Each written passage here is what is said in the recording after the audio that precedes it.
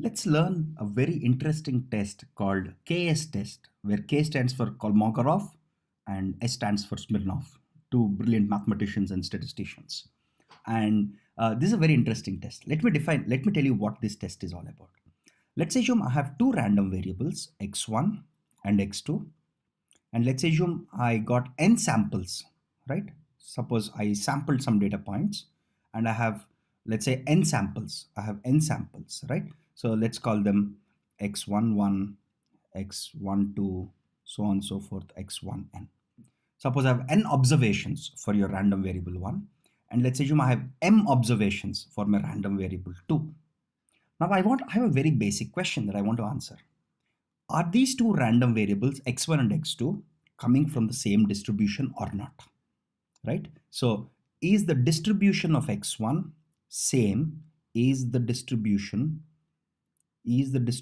of x1 same as x2? This is very, very important oftentimes. For example, let me tell you why this is important.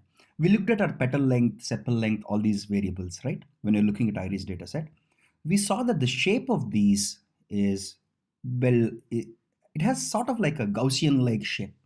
But if I want to determine if this distribution is actually Gaussian or not, if I want to do a test to determine if this distribution is Gaussian or not, what I could do is I could take my petal length distribution, normalize it, which means I subtract the mean petal length from here and divide it by variance of petal length, right? If this is roughly same as n01, then I know that my petal length random variable has a Gaussian distribution with mu PL as its mean and sigma PL as its standard deviation, right? Now, this is extremely important test and something that I've used extensively in my own career. And let's go ahead and understand what this test is. The test basically says whether two random variables x1 and x2 have the same distribution or not. Let's see how the test goes. Okay, so first I plot the cumulative probability distribution of both x1 and x2. So this is nothing but your CDF. This is your CDF of x1 and x2. Of course, both x1 and x2 are on the same axis here. So let's assume my red line is the CDF of random variable x1, and of course x1 has m observations, right? My x1 has n observations and x2 has m observations, right? And my blue line is the CDF of, let's say, x2. Now, given these two, I want to determine, so my hypothesis, so we'll use all the theory that we learned about hypothesis testing. My H0 or my null hypothesis in this test, see, this is a statistical test as the name suggests, right? My null hypothesis in a KS test is x2 have the same distribution. So my null hypothesis is that they have same distribution or they come from same distribution. That's the null hypothesis. The alternative hypothesis is that they don't come from the same distribution. So we defined what a null hypothesis is. Then we have to define a test statistic, right? So what are our steps? First, we have to define a test statistic and we have to define a null hypothesis. We defined a null hypothesis. So let's define a test statistic. The test statistic could be like this. So when I plot my CDF of x1 and my CDF of x2, I could take at any point here, I could take the difference between these two plots, right? The difference between these two plots at this place is this much. The difference between these two plots at this place is this much. Difference between these two plots at any point x. At any point x, I can get a difference between, or how separated these two CDFs are. Imagine intuitively that if these two CDFs exactly overlapped, right, then the difference is 0, right? Of course, if you have infinite amount of data, suppose if your n is very large, right, and your m is also very large, right, and if let's say x1 and x2 come from the same distribution, like if n could be, let's say, a few million or m could be a few billion, right, and if x1 and x2 come from the same distribution, their CDFs would roughly, so let's assume this is the CDF of x1 and let's assume this is the CDF of x2, right? They both, so this is your x standing for x1 and x2 and this is your CDF, right? They would almost overlap, right, when n and m are very large. But when n and m are small, they might have some difference, because we only have some observations. We don't have millions or billions of observations, right? So the test statistic in KS test is written as DNM, and it's written as, I'll read this, it is the supremum over all x's of f1x. F1x is nothing but the CDF of my random variable x1 with n samples. F2m is nothing but it is a CDF of my random variable x2 with m samples, right? Which is nothing but your red and blue lines. So what does supremum mean? Supremum basically means the maximal value, right? So if you take at for various values of x, you'll get this difference. Let's assume this difference is small, this difference and this difference. What is the maximal difference? The maximal difference at any point x between these two plots is this black line, right? So this black line becomes your DNM, right? This is your test statistic. Sorry, it's a slight tongue twister because there's so many t's and t's, right? So your DNM is the test statistic in your KS test. And what is the test statistic? It is nothing but the gap between your CDFs of random variable x1 and random variable x2. Ideally, if your n is very large, as I just was referring to it earlier, and if your m is very large, right? And if x1 and x2 came from the same distribution, your D. So if your null hypothesis is true, what is null hypothesis being true mean here? It means that your x1 and x2 come from the same distribution. And if n and m are large, then your test statistic would be 0, right? If n and m is large, but your null hypothesis is false, which means x1 and x2 do not come from the same distribution, then D will be greater than 0, right? Then the next question is, okay, this is great.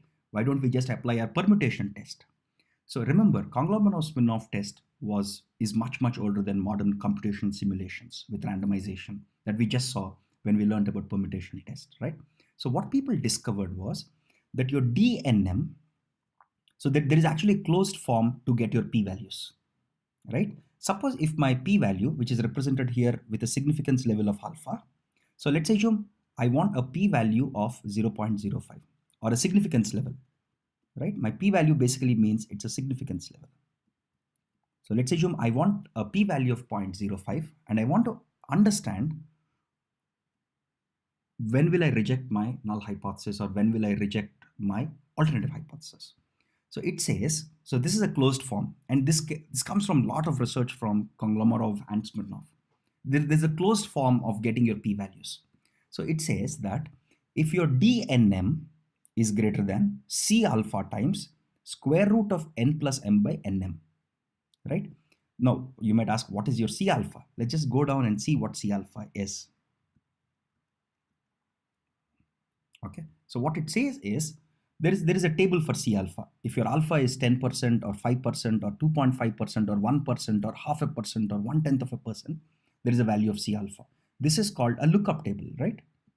So given an alpha, I can look up what the value of C alpha is, right?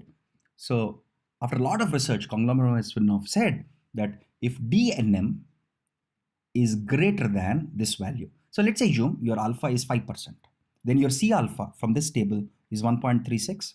So if your DNM is greater than 1.36 times square root of n plus m by nm, then you reject your null hypothesis. So let's just simplify this just for simplicity, right? Let's assume your n is large. Let's assume your n is, let's say, 1000. Okay, and let's assume your m is 5000. Okay, let's see what this value turns out to be, right? So I'll simply use Google to our advantage now. Okay, so what we have is, okay, let's just go and Google it up. So what I have is 1.36 times square root of n is 1000 plus m, which is 5000 by 1000 multiplied by 5000. For those of you who didn't know that we could use Google as a calculator, this is super useful. Oh, did I screw it up somewhere?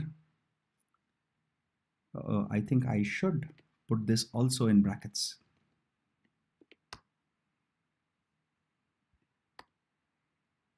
Okay, so now you get a value, right? So going back to our case here, right? So the value that we just got here is 0.047. Okay, so let's go back to this and say that if n was 1000 and m was 5000, and if my alpha is 0.5, or my p, if I want a significance level of 5%, or if I want a p value of about 5%, then if my dnm is greater than, so let's take this, if it's greater than 0.047, if it's greater than 0.047, then if my dnm, or the gap between my two okay, let's go up here. If this gap, if the maximal gap between my two CDFs is greater than this, then you reject your null hypothesis at 5% significance level, at 5% significance level, right? So look at how small this number is. Because I have large values of n and m, right? For 1000 and 5000, if this gap is even slightly, if the maximal gap, this is a very small value, right? Because your CDFs could vary between 0 and 1, right? So even if the gap is as small as 0.047, you will reject your hypothesis. Now let's take a slightly different example to understand this concept.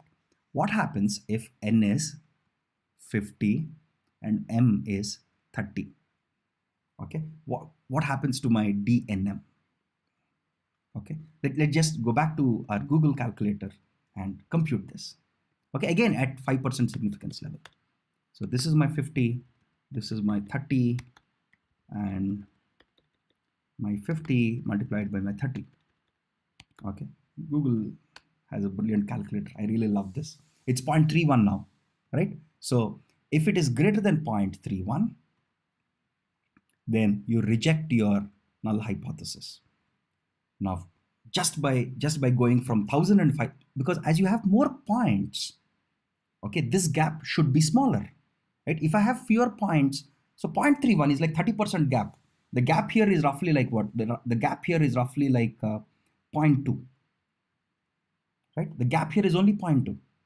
So 0.3 gap is massive gap. So if I had only 50 observations for my random variable x1, and if I have 30 observations for my random variable x2, right? And if my d is greater than 0.30, I will reject my hypothesis.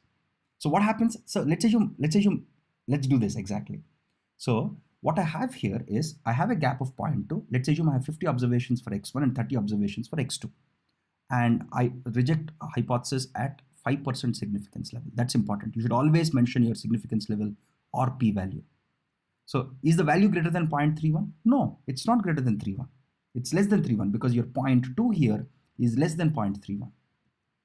Since your test statistic is less than the threshold that you have, you would say that you would accept H0 at a 5% significance level, right? So in this case, you would conclude, if you had only 50 observations from which you drew this CDF and 30 observations from which you drew this CDF, you would say at 5% significance level, you would actually accept your null hypothesis that both your random variables x1 and x2 come from the same distribution.